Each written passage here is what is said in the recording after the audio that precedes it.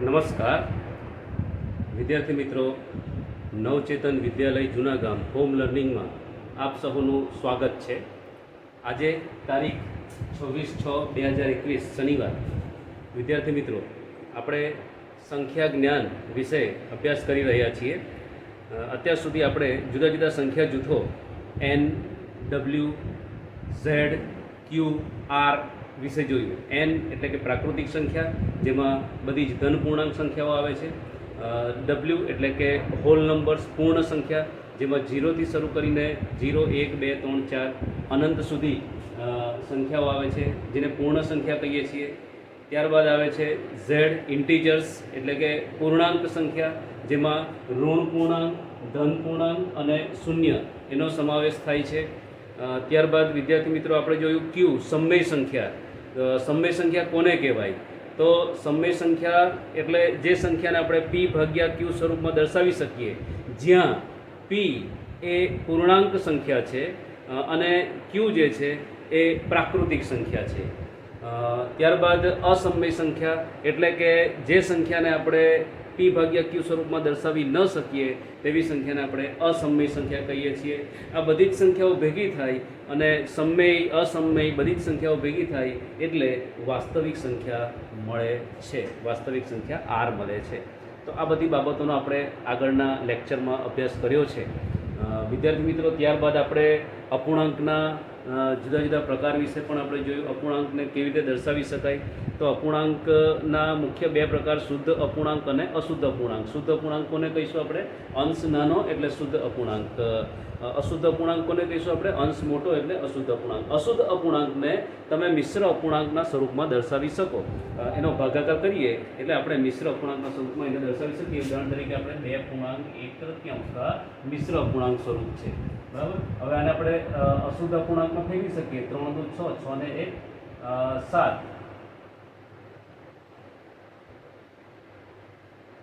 7/3, બરાબર છે મિત્રો.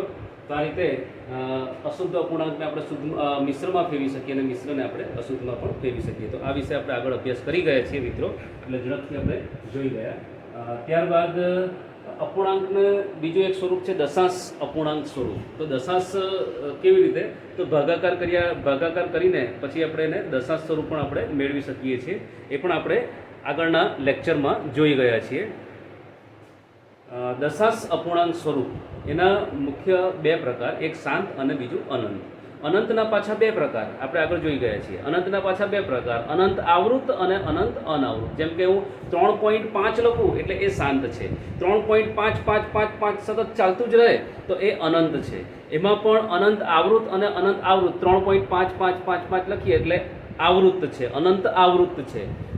અને 3.5, 6, 7, 2, 3, 8, 9, 0, 0, 2, 0 અહીંયા કોઈ સંખ્યાનું પુનરાવર્તન થતું નથી એટલે એ અનંત અનાવૃત છે વિદ્યાર્થી મિત્રો. અને જે સંખ્યા અને જે સમય સંખ્યાઓ છે એનું જે દશાંશ સ્વરૂપ છે એ શાંત અથવા તો અનંત આવૃત છે. અને અસમય સંખ્યા જે છે તેનું જે દશાંશ સ્વરૂપ છે એ અનંત અનાવૃત છે. એટલે વિદ્યાર્થી મિત્રો, આપણે અસમય સંખ્યાને ઓળખવી હોય તો એનું જે દશાંશ સ્વરૂપ છે એના પરથી આપણે ઓળખી શકીએ. જેનું દશાંશ સ્વરૂપ અનંત અનાવૃત છે તે અસમય સંખ્યાઓ છે. અને વિદ્યાર્થી મિત્રો, સમય અને અસમય સંખ્યાઓ ભેગી થઈને બને છે વાસ્તવિક સંખ્યાઓ. તો વિદ્યાર્થી મિત્રો, આજે આપણે ત્યારબાદ આપણે બીજા લેક્ચરની અંદર બે સમય સંખ્યાની વચ્ચે કેટલી સમય સંખ્યાઓ આવી શકે, કેટલી સંખ્યાઓ આવી શકે, કેટલી સમય સંખ્યા આવી શકે એના વિશે પણ આપણે જોયું. તો અનંત સંખ્યાઓ આવી શકે અને બે સમય સંખ્યા આપી હોય તેની વચ્ચે કઈ કઈ અસમય સંખ્યાઓ આવી શકે એના વિશે પણ આપણે આગળ ઉદાહરણ દ્વારા જોયું છે. અને આપ વિદ્યાર્થી મિત્રોએ એનું ગૃહ કાર્ય પણ સરસ કરીને મને મોકલાવ્યું છે. વિદ્યાર્થી મિત્રો, આજે આપણે ખૂબ જ અગત્યની વસ્તુ જે પ્રાથમિકમાં આપ સૌ મિત્રો શીખી ગયા છો, પરંતુ આપણે એનું પુનરાવર્તન કરીશું. કારણ કે કોરોનાના સમયની અંદર આપણે પ્રત્યક્ષ વર્ગો તમે ભરી શક્યા નથી, તો એક પુનરાવર્તન થવું જરૂરી છે. તો વિદ્યાર્થી મિત્રો, આપણે સંખ્યા રેખા વિશે આજે વાત કરીશું. એમાં છે પૂર્ણ સંખ્યાઓનું સંખ્યા રેખા પર નિરૂપણ. પહેલા શરૂઆત કરીએ આપણે પૂર્ણ સંખ્યાથી. તો વિદ્યાર્થી મિત્રો, સંખ્યા રેખા આપણે આ એક રેખા દર્શાવેલી છે, બરાબર છે. એ રેખાની બંને બાજુ આપણે તીર દર્શાવેલું છે. તીર એમ સૂચવે છે કે એનો કોઈ અંત નથી, અનંત સુધી આ રેખા લંબાયેલી છે. ત્યારબાદ આપણે શરૂઆત કરીએ છીએ શૂન્યથી. તો શૂન્યથી શરૂઆત કરીએ અને આ જે સંખ્યા રેખા છે એને આપણે સરખા ભાગ કરવાના છે. ખાસ વિદ્યાર્થી મિત્રો, કેવા ભાગ કરવાના છે? આપણે સરખા ભાગ કરવાના છે. તો અહીંયા આપણે સરખા ભાગ કર્યા છે. આ 1 2 3 4 ને 5 સરખા ભાગ કર્યા છે, બરાબર. અને એને આપણે 1 2 3 4 5 આ રીતે આપણે દર્શાવીશું. તો આ થઈ પૂર્ણ સંખ્યા.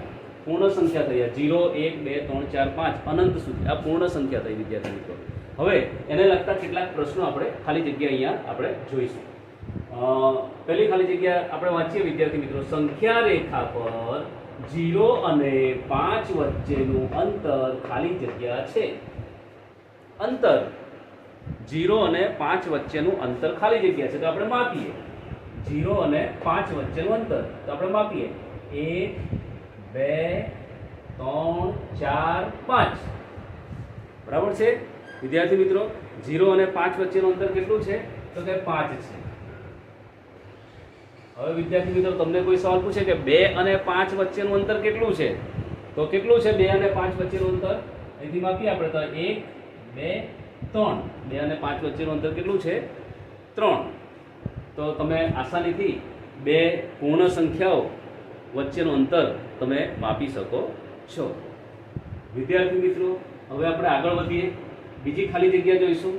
1 થી 2 એકમ જમણી બાજુએ ખસતા ખાલી જગ્યા મળે છે. 1 થી આ 1 છે, અહીંયાથી 2 એકમ આપણે જમણી બાજુએ ખસવાનું છે. જમણી બાજુ એટલે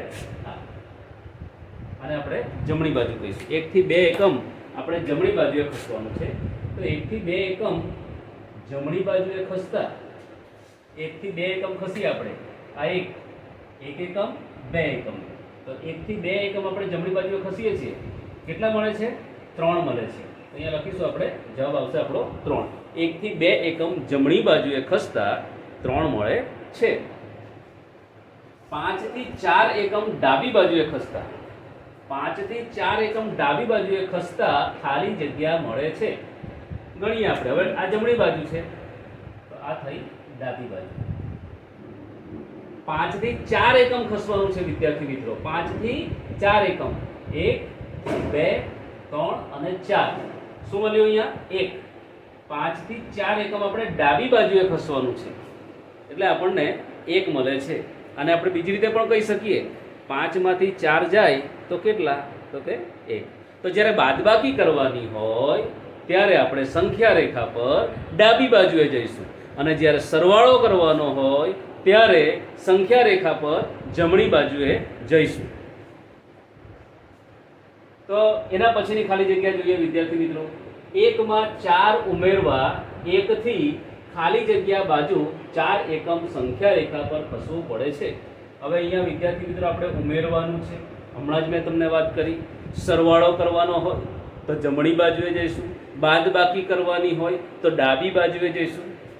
અહીંયા સવાલ છે આપણો કે 1 માં 4 ઉમેરવું હોય તો 1 થી ખાલી જગ્યા બાજુ, તો કઈ બાજુ આવશે? અહીંયા જમણી બાજુ. કારણ કે ઉમેરવાનું છે એટલે આપણે જમણી બાજુએ જઈશું. 1 થી 4 એકમ જમણી બાજુએ આપણે જઈશું. સંખ્યા રેખા પર આપણે ખસવું પડે છે. અને 1 માં આપણે 4 ઉમેરીએ તો આ 1 2 3 અને 4, એટલે જવાબ આવે છે આપણો 5. પાંચમી ખાલી જગ્યા જોઈએ વિદ્યાર્થી મિત્રો. સંખ્યા રેખા પર ડાબી બાજુની સંખ્યા જમણી બાજુની સંખ્યાથી ખાલી જગ્યા હોય છે. તો ડાબી બાજુની સંખ્યા, હવે ધારો કે આ 4 અને 5 છે, તો 5 આપણે જમણી બાજુની કહેવાય અને 4 ડાબી બાજુની કહેવાય. બરાબર છે. મારી બાજુમાં કોઈ વ્યક્તિ ઊભેલી હોય તો હું જમણી બાજુએ હોઉં તો મારી બાજુ આ બાજુ હોય તો એ ડાબી બાજુએ કહેવાય, અને આ બાજુએ મારી હોય તો જમણી બાજુએ કહેવાય. તો અહીંયા 4 અને 5 બે સંખ્યાઓ છે, તો 5 જમણી બાજુએ કહેવાય, આ સાઈડે છે, અને 4 આ સાઈડે છે, એટલે એને આપણે ડાબી બાજુ કહીશું. તો જમણી બાજુની સંખ્યા એ ડાબી બાજુની સંખ્યા રેખા પર ડાબી બાજુની સંખ્યા જમણી બાજુની સંખ્યાથી, તો ડાબી બાજુની સંખ્યા જમણી બાજુની સંખ્યાથી કેવી હોય છે? તમે બહુ હોશિયાર છો વિદ્યાર્થી મિત્રો, જવાબ તમને આવડી ગયો હશે. તો એ સંખ્યા કેવી હોય છે? નાની હોય છે. ત્યારબાદ વિદ્યાર્થી મિત્રો આગળ જોઈએ આપણે પૂર્ણાંક સંખ્યાઓનું સંખ્યા રેખા પર નિરૂપણ. આપણે આ બધી સંખ્યાઓ શીખી ગયા છીએ. પ્રાકૃતિક સંખ્યા શીખી ગયા. પ્રાકૃતિક સંખ્યા n, જેમાં 1 થી શરૂ કરીને અનંત સુધીની પૂર્ણ સંખ્યાઓ, બરાબર છે. 1 2 3 4 5 6 બધી ધન પૂર્ણાંક સંખ્યાઓ. ત્યારબાદ પૂર્ણ સંખ્યા, તો પ્રાકૃતિક સંખ્યામાં શૂન્ય ઉમેરાય એટલે પૂર્ણ સંખ્યા બની જાય. વિદ્યાર્થી મિત્રો ખૂબ જ અગત્યનું છે, એટલા માટે હું રોજ રિપીટ કરું છું આ વસ્તુને. ત્યાર પછી પૂર્ણાંક સંખ્યાઓ, તો આ જે પૂર્ણ સંખ્યાઓ છે એમાં જ્યારે ઋણ પૂર્ણાંક સંખ્યા ઉમેરાઈ જાય છે એટલે એને આપણે પૂર્ણાંક સંખ્યાઓ કહીએ છીએ. તો આ બધી પૂર્ણાંક સંખ્યાઓ છે વિદ્યાર્થી મિત્રો. આ બધી સંખ્યાઓ કેવી છે? પૂર્ણાંક સંખ્યાઓ છે, જેને અંગ્રેજીમાં ઇન્ટીજર્સ કહેવામાં આવે છે અને એને ઝેડ વડે દર્શાવવામાં આવે છે. વિદ્યાર્થી મિત્રો, સંખ્યા રેખા પર આપણે વચ્ચે શૂન્ય દર્શાવીએ છીએ, જમણી બાજુએ આપણે ધન પૂર્ણાંક સંખ્યા દર્શાવીએ છીએ અને ડાબી બાજુએ આપણે ઋણ પૂર્ણાંક સંખ્યા દર્શાવીએ છીએ અને સરખા ભાગ કરવામાં આવે છે. હવે એના આધારે કેટલાક પ્રશ્નોની આપણે ચર્ચા કરીશું. સંખ્યા રેખા પર 3 થી 5 એકમ ડાબી બાજુએ જતા. હવે વિદ્યાર્થી મિત્રો આગળ વાત કરી મેં તમને, જ્યારે ઉમેરવાનું હોય ત્યારે જમણી બાજુએ જવાનું, જ્યારે બાદ કરવાનું હોય ત્યારે ડાબી બાજુએ જવાનું, બરાબર. તો અહીંયા આપણે ડાબી બાજુએ જઈએ છીએ એટલે એનો અર્થ એવો થાય કે 3 માંથી 5 બાદ કરતા 3 - 5. તો વિદ્યાર્થી મિત્રો સંખ્યા રેખાની મદદથી તમે સરવાળા બાદબાકી પણ કરી શકો છો. અને તમે પ્રાથમિકમાં કર્યા હશે સરવાળા બાદબાકી આ રીતે.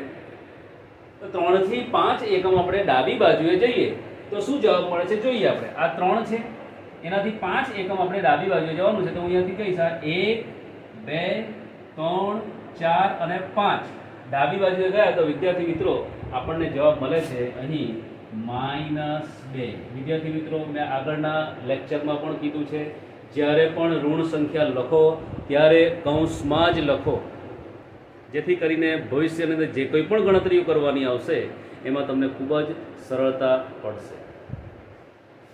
બીજો પ્રશ્ન જોઈશું વિદ્યાર્થી મિત્રો. સંખ્યા રેખા પર -2 થી 7 એકમ જમણી બાજુએ ખસતા. તો જમણી બાજુએ ખસીએ છીએ એટલે પ્લસ થાય છે, ડાબી બાજુએ ખસીએ એટલે માઇનસ થાય છે. તો આનો અર્થ એમ થાય કે -2 + 7. -2 + 7 જમણી બાજુએ ખસીએ છીએ, -2 + 7. તો -2 માં 7 ઉમેરતા -2 થી 7 એકમ જમણી બાજુએ ખસતા શું મળે છે આપણને, કઈ સંખ્યા મળે છે તે જોઈએ આપણે. તો -2 થી આપણે વિદ્યાર્થી મિત્રો જમણી બાજુએ ખસવાનું છે, 7 એકમ ખસવાનું છે. 1 2 3 4 5 6 7. 1 2 3 4 5 6 7 7 એકમ આપણે જમણી બાજુએ ખસ્યા એટલે જવાબ આપણને મળે છે 5. તો એનો અર્થ એમ પણ કહી શકાય વિદ્યાર્થી મિત્રો કે -2 માં ઋણ 2 માં હંમેશા જ્યારે માઇનસ સંખ્યા લખો ત્યારે કૌંસમાં લખો વિદ્યાર્થી મિત્રો. તો -2 માં જ્યારે 7 ઉમેરવામાં આવે છે ત્યારે જવાબ મળે છે આપણને 5. વિદ્યાર્થી મિત્રો હવે એના પછી નીચેની ખાલી જગ્યા છે. આવી ખાલી જગ્યા તમને પરીક્ષામાં પૂછી શકે. શૂન્ય ખાલી જગ્યા 5. હવે કૌંસમાં ઓપ્શન આપેલું છે આપણને લઘુત્તર, ગુરુત્તર અને બરાબર, less than, greater than, equal two.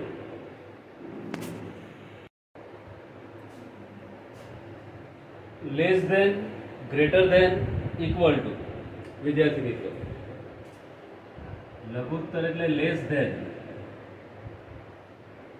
ગુરુત્તર એટલે ગ્રેટર ધેન અને બરાબર એટલે ઇક્વલ્સ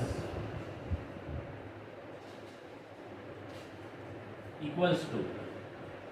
લેસ એટલે ઓછું. વિદ્યાર્થી મિત્રો જ્યારે આ રીતે તીર આપણી તરફ હોય, બરાબર છે, તો એને આપણે લેસ ધેન કહીશું એટલે કે લઘુત્તર કહીશું. જ્યારે તીર આપણાથી સામેની દિશામાં હોય ત્યારે એને આપણે ગુરુત્તર એટલે કે ગ્રેટર દેન કહીશું. આ નાનું છે એમ કહેવાય, આ મોટું છે એમ કહેવાય, અને આ બરાબર છે એમ કહેવાય. આમાં ઘણા વિદ્યાર્થીઓ આવી ભૂલ કરતા હોય છે. આપણી તરફ તીર હોય તો નાનું છે, લઘુત્તર. સામેની તરફ તીર હોય તો મોટું છે, ગ્રેટર દેન. બરાબર છે. આને લેસ દેન કહીશું, આને ગ્રેટર દેન કહીશું. બીજું વિદ્યાર્થી મિત્રો, તીર જે બાજુ હોય એ સંખ્યા નાની છે, અને જે બાજુ બે પાંખિયા હોય તે સંખ્યા મોટી છે. તો અહીંયા તમે જોઈ શકો છો 0 અને 5. તો 0 અને 5 વિદ્યાર્થી મિત્રો સંખ્યા રેખા પર ડાબી બાજુએ નાની સંખ્યા હોય અને જમણી બાજુએ મોટી સંખ્યા હોય. તો અહીં 0 ડાબી બાજુએ છે અને 5 જમણી બાજુએ છે. ખાલી જગ્યામાં નહીં જોવાનું વિદ્યાર્થી મિત્રો, આપણે સંખ્યા રેખા પર જોવાનું. નહીં તો આ જ ખાલી જગ્યાને તમે આ રીતે ફેરવી કાઢો તો પાછો અર્થ બદલાઈ જાય. બરાબર ને? હા. એટલે જે ડાબી બાજુ અને જમણી બાજુ એ આપણે સંખ્યા રેખા પર આપણે વિચાર કરવાનો છે એ બાબતનો. તો 5 અને 0, બરાબર, સંખ્યા રેખા પર જોઈએ તો 5 જમણી બાજુએ છે અને 0 ડાબી બાજુએ છે. એટલે 0 નાની સંખ્યા છે, તો નાની સંખ્યા તરફ તીર આવે અને મોટી સંખ્યા તરફ પાંખિયા આવે. તો 5, તો આ બાજુ આપણી તરફ પાંખિયા હોય તો ગ્રેટર કહેવાય, આપણી તરફ તીર હોય તો લેસ કહેવાય. એને આપણે કહીશું 5 ગ્રેટર ધેન 0. 5 એ 0 કરતાં મોટી સંખ્યા છે. હવે ચોથી ખાલી જગ્યા જોઈશું વિદ્યાર્થી મિત્રો, -5 ખાલી જગ્યા 0. તો અહીંયા આપણે સંખ્યા રેખા પર જોઈએ તો આ -5 છે, આ 0 છે. તો -5 ડાબી બાજુએ છે, 0 જમણી બાજુએ છે. તો -4 નાની સંખ્યા છે અને 0 જે છે તે મોટી સંખ્યા છે. તો મોટી સંખ્યા તરફ પાંખિયું આવશે અને નાની સંખ્યા તરફ તીર આવશે. એટલે આને આપણે વાંચીશું -4 લેસ ધેન 0. અને વાંચીશું આપણે -4 લેસ ધેન 0. વિદ્યાર્થી મિત્રો આગળ છેલ્લી ખાલી જગ્યા આપણે જોઈશું. 0 ની ડાબી બાજુએ ખાલી જગ્યા પૂર્ણાંક દર્શાવાય છે. તો તમે સંખ્યા રેખા પર જોઈ શકો છો, આ 0 એની ડાબી બાજુએ કઈ સંખ્યા દર્શાવાય છે? તો ઋણ પૂર્ણાંક સંખ્યાઓ દર્શાવાય છે. તો ઋણ સંખ્યા દર્શાવાય છે. બરાબર છે. એવું જરૂર નથી કે ઋણ પૂર્ણાંક જ હોય, અપૂર્ણાંક સંખ્યાઓ પણ એના પર હોય છે, જે આપણે આગળ જોઈશું. તો ડાબી બાજુએ ઋણ પૂર્ણાંક સંખ્યાઓ દર્શાવવામાં આવે છે. વિદ્યાર્થી મિત્રો હવે આપણે અપૂર્ણાંક સંખ્યાઓને સંખ્યા રેખા પર આમ તો આગળ જોઈ ગયા છે, ફરીથી એકવાર આપણે પુનરાવર્તન કરીશું. અપૂર્ણાંક સંખ્યાને આપણે સંખ્યા રેખા પર કેવી રીતે દર્શાવી શકીએ તેના વિશે વાત કરીએ. અહીં કેટલીક અપૂર્ણાંક સંખ્યાઓ દર્શાવેલી છે 2/3. વિદ્યાર્થી મિત્રો સૌપ્રથમ તો આપણે જોઈશું કે એ શુદ્ધ અપૂર્ણાંક છે કે અશુદ્ધ અપૂર્ણાંક છે. બરાબર, શુદ્ધ અપૂર્ણાંક હશે તો હંમેશા 0 અને 1 ની વચ્ચે આવશે. અશુદ્ધ અપૂર્ણાંક ગમે ત્યાં હોઈ શકે, 0 થી જમણી સાઈડ કે ડાબી સાઈડ ગમે ત્યાં હોઈ શકે. પણ શુદ્ધ અપૂર્ણાંક હશે, ધન હશે તો 0 અને 1 ની વચ્ચે આવશે. શુદ્ધ અપૂર્ણાંક ઋણ હશે તો 0 અને -1 ની વચ્ચે આવશે. તો સૌપ્રથમ તમારે એ જોવાનું છે કે શુદ્ધ છે કે અશુદ્ધ, એના વિશે આપણે આગળ જોઈ ગયા. અંશ નાનો હોય તો શુદ્ધ, તો અહીંયા અંશ 2 છે એટલે આ શુદ્ધ અપૂર્ણાંક છે. બરાબર, તો એ 0 અને 1 ની વચ્ચે આવશે. તો એને આપણે સંખ્યા રેખા પર દર્શાવવું હોય તો એ 0 અને 1 ની વચ્ચે આવશે. ત્યારબાદ વિદ્યાર્થી મિત્રો છેદમાં જોઈએ. છેદમાં કેટલા છે? 3. તો 0 અને 1 વચ્ચે આપણે 3 સરખા ભાગ કરવાના છે. કેટલા ભાગ કરવાના છે? 0 અને 1 વચ્ચે 3 સરખા. તો અહીંયા 0 અને 1 ની વચ્ચે આપણે 3 સરખા ભાગ કરીએ, 1, 2 અને 3. બરાબર છે. તો 0 અને 1 ની વચ્ચે આપણે 3 સરખા ભાગ કર્યા. એમાંથી બીજો ભાગ, પહેલો બીજો, તો જે બીજો ભાગ છે તે જગ્યા જે છે તે આપણું અપૂર્ણાંક 2/3 દર્શાવે છે. હવે વિદ્યાર્થી મિત્રો જ્યારે તમે આલેખ પોથીમાં જ્યારે નિરૂપણ કરતા હોય, આલેખની અંદર જ્યારે સંખ્યા રેખા દોરતા હોય તો આલેખની અંદર તમને બે સંખ્યાઓ વચ્ચે સરખા ભાગ 5 અથવા તો 10 તમને કરીને આપેલા હોય છે. તો ત્યારે આ પ્રેક્ટિકલ બનતું નથી. આ સમજવા માટે છે કે ભાઈ ખરેખર શું છે. 3 ભાગમાંથી 2 ભાગ છે એટલે આપણે એને આ રીતે દર્શાવ્યા. 0 અને 1 ની વચ્ચેના 3 સરખા ભાગ કરેલા છે. તો એ સમયે આપણે કેવી રીતે કરીશું? તો આ જ વસ્તુને આપણે આ રીતે પણ દર્શાવી શકીએ. તો હું 2/3 કરીશ વિદ્યાર્થી મિત્રો. પહેલાં એને દશાંશ સ્વરૂપમાં હું પહેલાં તો એને દર્શાવીશ. 2/3 છે એના દશાંશ સ્વરૂપમાં હું દર્શાવીશ. તો 2/3 કરીએ તો 3 એકુ 3 અહીંયા વધી જાય છે એટલે આપણે 0 વડે ભાગ ચલાવીએ છીએ, દશાંશ સ્થળ મૂકી દઈએ છીએ અને ઉપરથી 0 ઉતારીએ છીએ. હવે તમે જુઓ તો 3 છંગ 18, 20 માંથી 18 જાય તો 2, ઉપરથી ઉતાર્યું 0 એટલે 3 છંગ 18,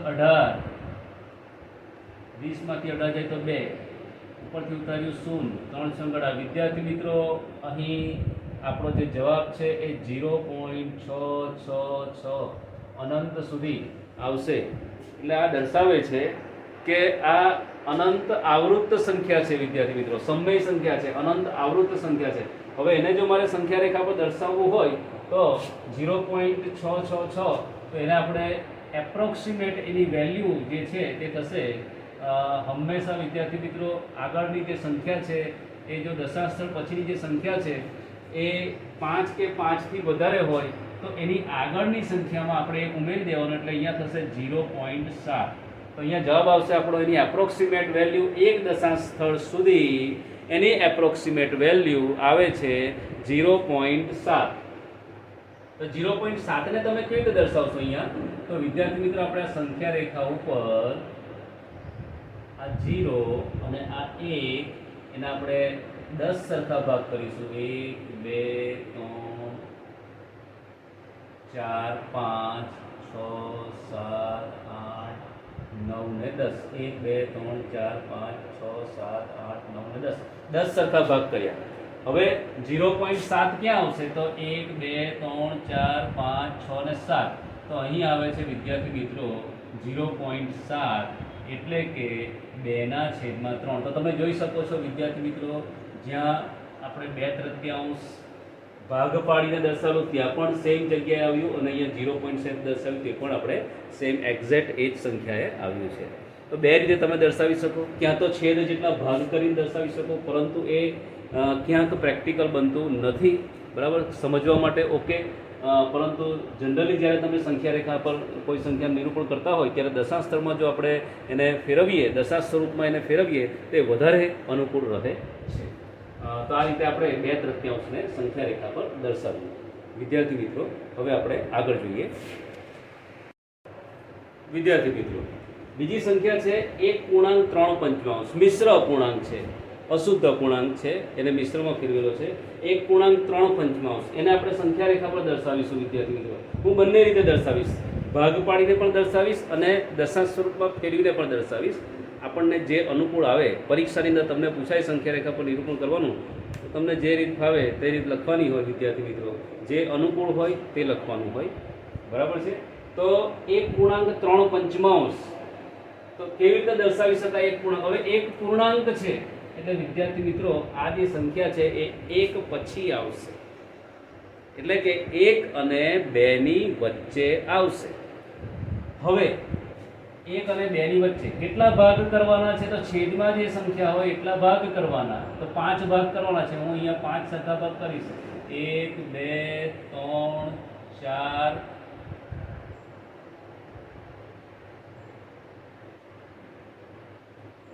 1 2 3 4 ને 5. 1 2 3 4 ને 5. 5 સરખા ભાગ કર્યા.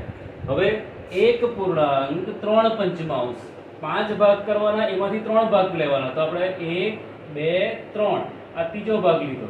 તો વિદ્યાર્થી મિત્રો, અહીં 1.3 સંખ્યા રેખા પર આ સ્થાને આવે છે. 1.3. હવે એને આપણે વિદ્યાર્થી મિત્રો દશાંશ સ્વરૂપે કેવી રીતે દર્શાવી શકાય તે જોઈશું. તો દશાંશ સ્વરૂપે દર્શાવવું હોય તો આપણે એને 0 2 સંખ્યાઓ વચ્ચે, 2 પૂર્ણાંક સંખ્યાઓ વચ્ચે આપણે કેટલા ભાગ કરવાના છે? 10 સરખા ભાગ આપણે કરવાના છે.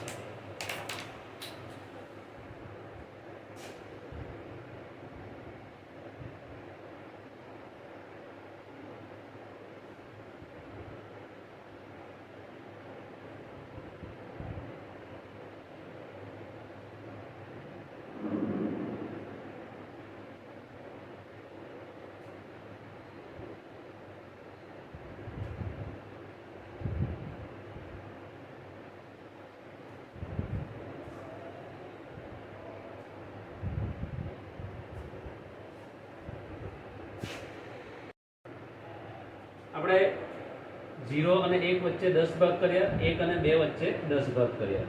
હવે વિદ્યાર્થી મિત્રો આ 1.3 છે એને આપણે પહેલાં તો દશાંશ સ્વરૂપમાં દર્શાવીએ, અને દશાંશ સ્વરૂપમાં દર્શાવવા માટે પહેલાં આપણે એને અશુદ્ધ અપૂર્ણાંક સ્વરૂપે આપણે દર્શાવવું પડશે. તો અહીંયા 5 × 5, 5 ને 3 8, એટલે 8/5. અને એને આપણે જો ફરી ભાગાકાર કરીએ એટલે ફરીથી આપણને અશુદ્ધ અપૂર્ણાંક મળી જાય. હવે 8/5 આવી વિદ્યાર્થી મિત્રો. હવે એને આપણે દશાંશ સ્વરૂપમાં ફેરવીએ તો 5 × 5 ભાગાકાર કરીએ, 8 માંથી 5 જાય તો 4, ભાગની ચાલશે એટલા માટે આપણે દશાંશ સ્થળ મૂકીને ઉપરથી શૂન્ય ઉતારીએ છીએ, એટલે 5 × 8 = 40. તો વિદ્યાર્થી મિત્રો અહીંયા તમે જુઓ એનું દશાંશ સ્વરૂપ આવે છે 1.8. વિદ્યાર્થી મિત્રો અશુદ્ધ મિશ્ર અપૂર્ણાંક છે એને આપણે અશુદ્ધ અપૂર્ણાંકમાં ફેરવ્યું અને એનું દશાંશ સ્વરૂપ છે 1.8. તો આપણે 1.8 ક્યાં આવશે જોઈએ આપણે 1 2 3 4 5 6 7 8. તો અહીંયા આપણી જે સંખ્યા છે એ સંખ્યા 1.3 અથવા તો 8 પણ કહેવાય એને, અથવા 1.8 પણ એને કહીશું. તો એ સંખ્યા આપણી જે મૂળ સંખ્યાની જે જગ્યા હતી ત્યાં એ સંખ્યા આવી જાય છે. તો આ રીતે વિદ્યાર્થી મિત્રો સંખ્યા રેખા પર આપણે અપૂર્ણાંક સંખ્યાઓ દર્શાવી શકીએ. 7/2 છે તો 7/2 એ અશુદ્ધ અપૂર્ણાંક છે વિદ્યાર્થી મિત્રો. એને આપણે પહેલાં તો દશાંશ સ્વરૂપમાં અથવા તો મિશ્ર અપૂર્ણાંક સ્વરૂપમાં આપણે એને ફેરવી શકીએ. તો 7/2 હું પહેલાં દશાંશ સ્વરૂપમાં ફેરવું દશાંશ સ્વરૂપમાં, તો 2 × 4 2 × 6, 7 માંથી 6 જાય તો 1, ભાગની ચાલશે એટલે ઉપરથી શૂન્ય કરીએ, દશાંશ સ્થળ મૂકીને 2 × 5 = 10, 3.5 આવે છે વિદ્યાર્થી મિત્રો. તો સંખ્યા રેખા પર એ દર્શાવીશું આપણે 3.5. તો 3.5 એને આપણે આ રીતે દર્શાવી શકીએ. 0 1 2 3 4 એટલે કે 3.5 એટલે 3 પછી આવશે. તો અહીંયા 1 2 3 4 5 6 7 8 9 10, 1 2 3 4 5 એટલે અહીંયા થયું 3.5 એટલે કે 7/2. તો આ રીતે તમે સંખ્યા રેખા પર જુદી જુદી સંખ્યાઓ દર્શાવી શકો. એને આપણે ભાગ પાડીને પણ દર્શાવી શકીએ. આગળ જોયું તમે વિદ્યાર્થી મિત્રો તો 7/2 બરાબર છે. એટલે સૌપ્રથમ એને આપણે તમારે મિશ્ર અપૂર્ણાંકમાં ફેરવવું પડશે. તો 7/2 ને હું મિશ્ર અપૂર્ણાંકમાં ફેરવું